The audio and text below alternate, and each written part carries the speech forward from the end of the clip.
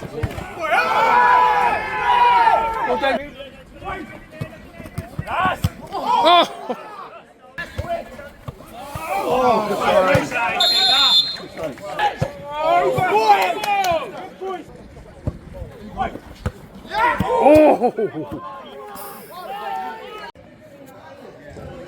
Simon, Hi Ben. Don't tell me you want a burger. It at half time. Can we start here? We're getting outtakes going. She went straight through the interview. Honestly, it was in the flow as well. Guys, tough day's work at the office. Yeah, tough day, Steve. The ground was very difficult to play on, very bumpy, very hard for both teams. So it was difficult conditions, especially when the weather's hot and the ground was rock hard. And it was difficult. Having said that, I thought in the first half the best chances we had all come from set pieces and throw-ons. I was disappointed not to capitalise on that. I think it's fair to say 5 or 6 free headers. And one I think was ballooned over the bar from a yard. So disappointed not to be in the lead at half time. I said at half time though, there's a discipline problem, Steve, that I'm not happy about, where people are picking up bookings and starting, silly handbag arguments on the pitch, and that's not them, that was us. And that's led Theo to get a yellow, trying to stick up for his teammate when there was no need to. But Theo has been absolutely brilliant, telling the players to be quiet. But there's 3 or 4 of them that are not learning, Steve, and it's not acceptable. At the end there, we just said our discipline's not good enough, and it results in the first half poor discipline. Theo gets a yellow card for, I thought it was harsh, Steve. But he gets the second yellow, and then we're down to 10.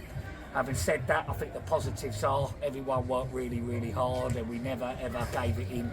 Sam Merson couldn't move at the end, so effectively I think we play with 9. But I've asked this man to come out here today because Guy Ansah-Palmer for me, he could be Player of the Year 4 years in a row. He's that good, we're very, very lucky to have him here. And Guy is one of those who keeps his mouth quiet and just does what he says on the tin. And I think a few of them need to learn from Guy and just take the example he sets, because I don't think Guy's ever had a booking for talking back, and he's someone they got to look at, because there's, like I said, 4 or 5 of them not good enough, and it's not going to last, Steve. I won't have him discipline, and it's costing us points now, so it's going to change. We've got suspensions for the next game too, I take it. We've got suspensions for the next game, rightfully so. The referee's not there to be spoke to like a piece of dirt, and if our players think that's acceptable, that's why they're missing games. So now what's going to happen? People are going to take their position, and if they do well, the other players who have been gobbing off, they're going to find it a lot harder to get in, aren't they? No goals today, but a good performance from yourself. Happy with that? We're disappointed not to get the 3 points. Yeah. We've got high standards for ourselves. We had a difficult time in January, and we've shown real togetherness to get through that. Picked up some great wins, so we wanted to come here and get the win. But I've got to give credit to the boys for digging deep. It's not easy, as Simon said. Pitch, weather, 10 men. So all credit to the boys for digging in. And we could have nicked a goal, it's not quite fallen for us.